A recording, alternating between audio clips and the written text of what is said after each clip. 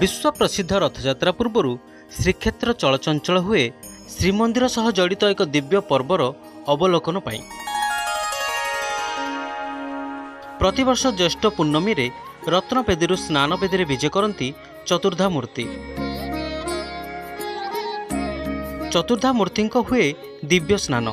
यह देवस्नान पूर्णिमा नाम ख्यात।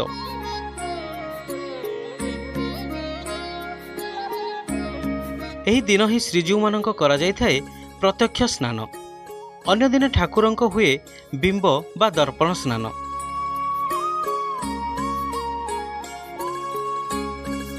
स्कंद पुराण श्री पुरुषोत्तम क्षेत्र महात्म्य अनुसार ज्येष्ठ पूर्णिमा हेउछि लीलामय प्रभु श्रीजगन्नाथंक जन्मदिन।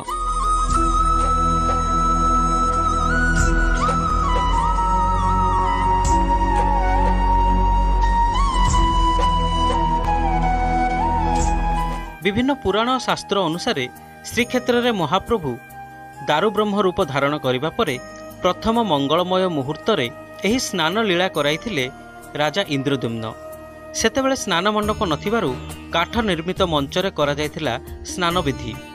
शास्त्र मतरे 108 सुना कलशरे अभिमंत्रित पवित्र जलरे दारु ब्रह्मंक आद्य स्नान लीला करा जायथिला।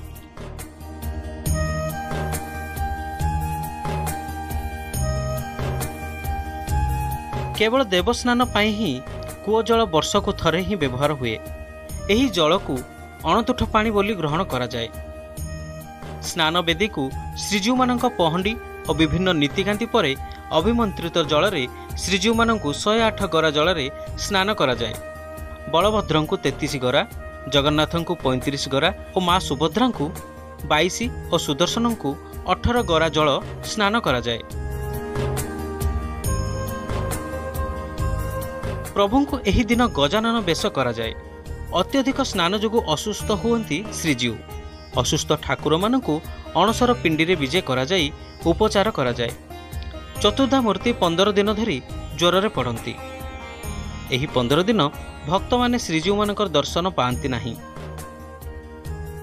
एही समय रे भक्त माने ब्रह्मगिरी रे पूजित हेउथिबा प्रभु अलारनाथ को दर्शन करती।